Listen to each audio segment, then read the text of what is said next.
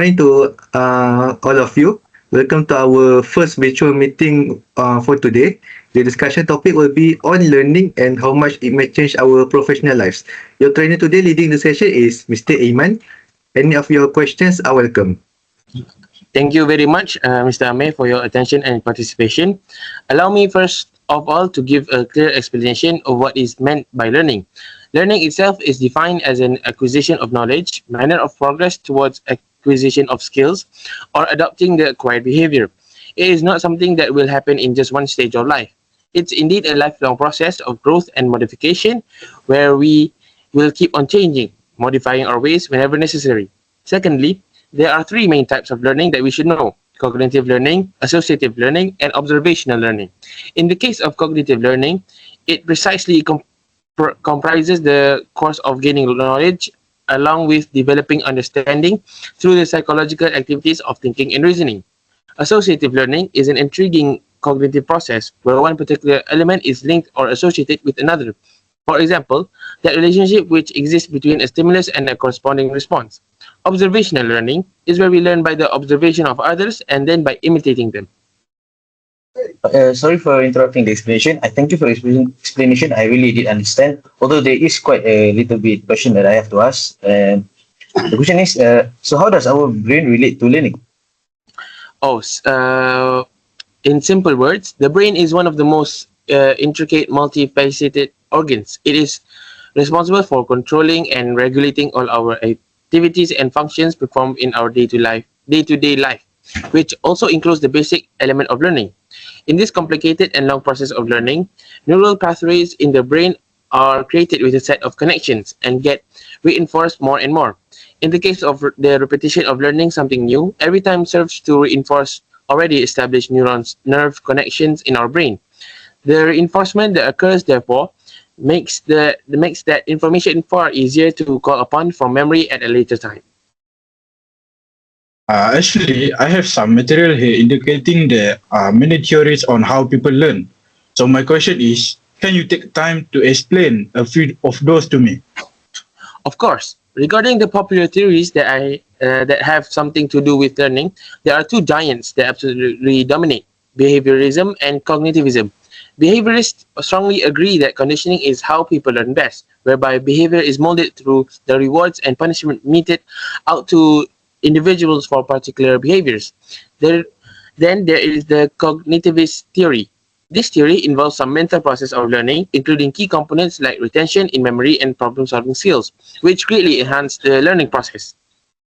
There is indeed a significant amount of information to digest and comprehend fully. Therefore, I suggest that we take our time to process it thoroughly, and I encourage anyone who has any type of question or uncertainty concerning the topic we have discussed up to this point to feel free to ask. So anyone have a question?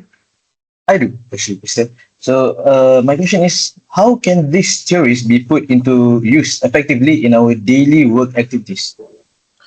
Well, that is a good question. To elaborate, what we truly seek to learn, such as brand new software program, can be efficiently approached through various cognitive learning techniques. This includes methods like studying detailed manuals and actually engaging in hands-on practice with the software itself. Furthermore, associative learning can play a significant role in aiding our memory when it comes to remembering complex procedures or intricate formulas. In addition, observational learning may be particularly beneficial in acquiring new skills by watching and learning from experienced colleagues who possess the knowledge and expertise. I'd like to thank you, Mr. Iman, for the whole explanation. Actually, today we have a bit of a long session, and I think it would be better if we reserve our discussion on the other specific strategies and technique for the next meeting. So that's great. I'm looking forward to our next meeting. Thank you for your participation in today's meeting. Have a great day. All right. Thank you, everyone. Thank you, everyone.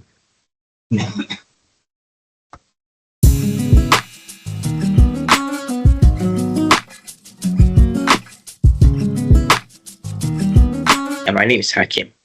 Okay, what is shaping behavior? Shaping behavior involves in guiding someone toward a desired behavior by reinforcing small, incremental steps. Start by defining the target behavior and breaking it into manageable steps. Reward each step as the individual gets closer to the final goals. gradually increasing the criteria for reinforcement. This technique helps develop complex behavior by reinforcing successive approximations.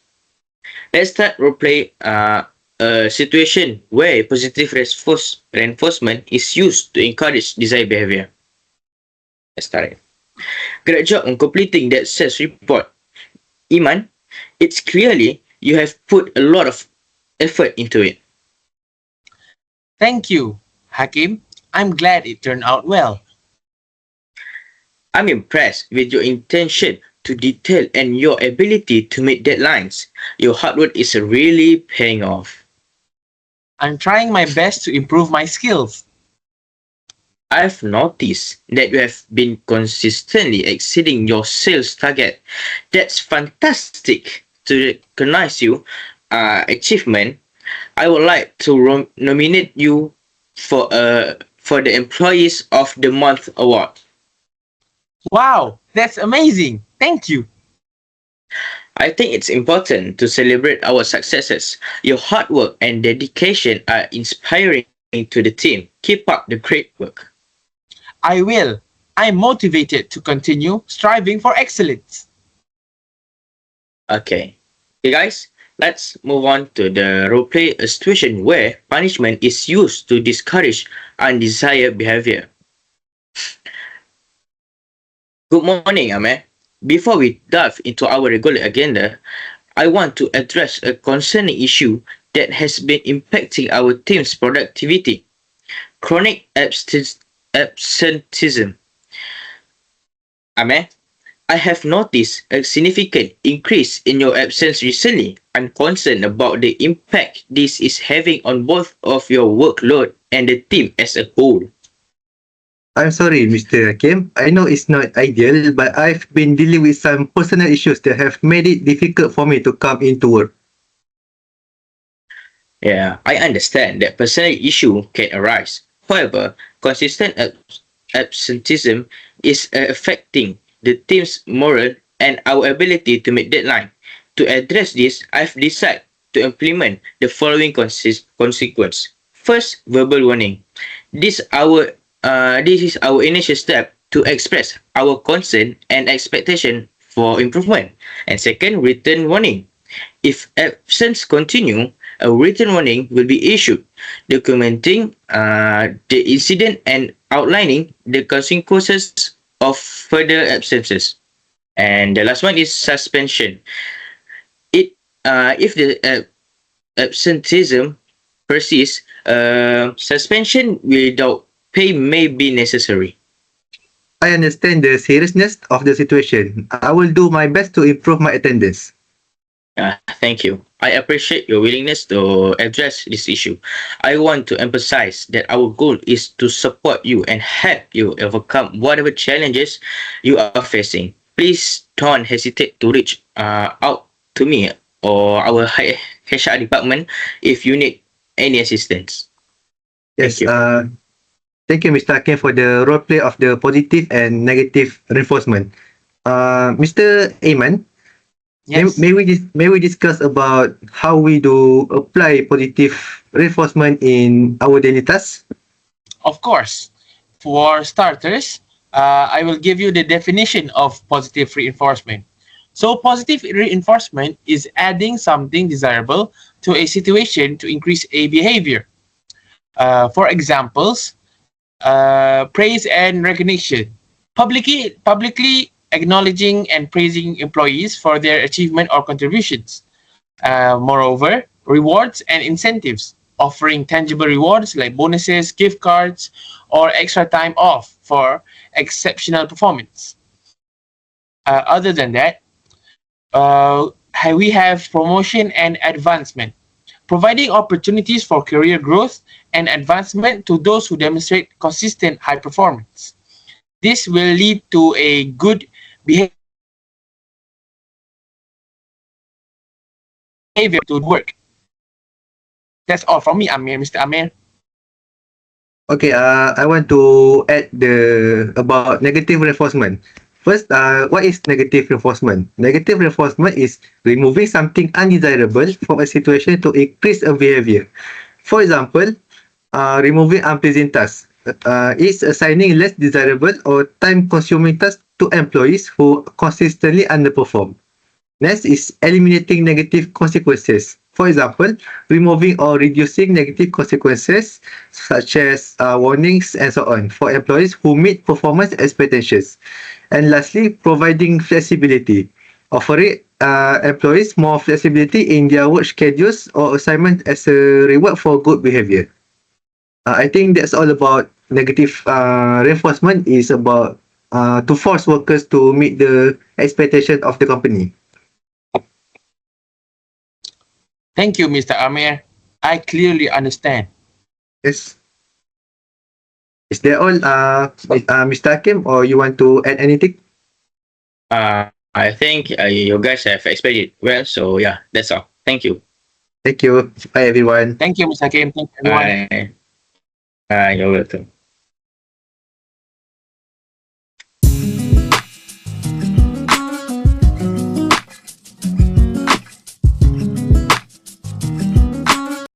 All right, everyone. Thanks for joining this informal break.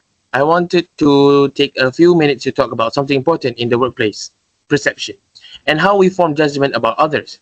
The way we perceive people around us impacts how we communicate, work together, and ultimately how our team performs. That's so true. I noticed that sometimes my first impression of someone shape how I interact with them, even if I don't mean to let it. Exactly, Ms. Adeline. That's part of the perceptual process. It starts with how we take in information through our senses, but the real challenge is how our brain organizes and interprets that information. Our perception can be influenced by many factors: past experience, our upbringing, cultural background, even our mood on that day. That definitely relates with me. I had this colleague in my previous job, and during our first meeting, he seemed really dismissive, didn't make eye contact, and kept looking at his phone. So I immediately assumed he wasn't interested in working together. For weeks, I kept my distance and didn't really try to engage with him. Oh, that is a good example of how perception can affect relationships. Did your view of him change later on? Yeah, actually, after a while, I found out he was dealing with some personal issues during that first meeting. He wasn't dismissive at all. He was just distracted. Once we finally had a conversation, I realized he was actually really open and helpful. It was my initial perception that held me back from seeing who he really was. That's a great example, Mr. Imran. Perception isn't always accurate, and it can lead to misunderstandings.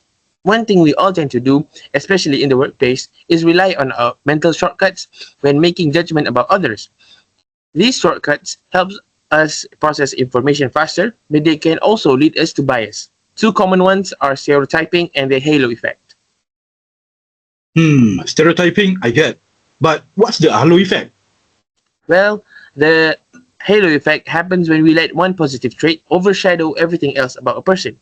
For instance, if someone is really confident, we might assume they're also great at their job without much evidence to support it. It's like we're seeing them through a filter of that one trait. Hmm. Oh, I've definitely done that. I assumed someone was really competent just because they had a strong presence in meetings. But when it came to delivering results, they didn't meet expectation. I guess I overlooked some of their qualities. Exactly. These shortcuts are natural, but they can lead to unfair or inaccurate judgments. Another one is the similar to me effect, where we tend to favor people who remind us of ourselves, whether it's based on interest, backgrounds, or behavior. It's comfortable, but it can limit diversity and innovation. That's really eye-opening. So how can we avoid falling into these traps and judging people unfairly? Well, it's a good question, Ms. Arlene. The first step is to be aware of your own biases. Self-awareness goes a long way. When you find yourself making a snap judgment, pause and ask yourself why. Is it based on solid facts or just your perception? Try to gather more information before making conclusions, and always keep an open mind. Give people the benefit of the doubt, just like uh, Mr. Imran did when he finally spoke to his colleague. It sounds simple, but in the heat of things, it's tough to slow down and think like that. What about when we're under pressure and don't have time to reflect? That's a valid point. When we're under pressure, we tend to rely on those shortcuts even more. That's why it's important to build the habit of questioning your initial impressions early on. Another practical tip is to seek diverse perspectives. Ask for feedback from others who might see the person or situation differently. This way, you're less likely to rely solely on your own perception. Oh, I like that. It's like fact checking our own judgment. Exactly. And remember, perception can change. Be open to revisiting your judgment as you learn more about someone. No one likes being judged based on a first impression, especially when circumstances can affect how they come across. Hmm. I've definitely learned that lesson. I'll be more mindful of how quickly I judge others moving forward from now on. Same here. Thanks for the insight, Karen. This was really helpful. You're welcome. Just remember, perception is powerful, but so is the ability to challenge and adjust it. It's all being mindful and creating a fair and inclusive workplace. I'm glad you both found this useful.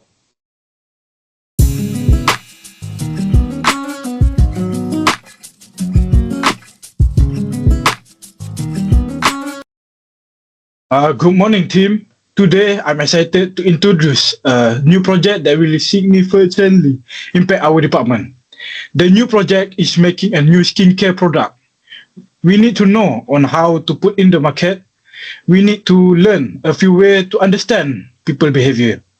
I hope we can choose the decision-making process that have and proper steps. To ensure the success of these projects, we need to make an informed and effective decision. To facilitate this, I like to discuss different decision-making models that we can consider.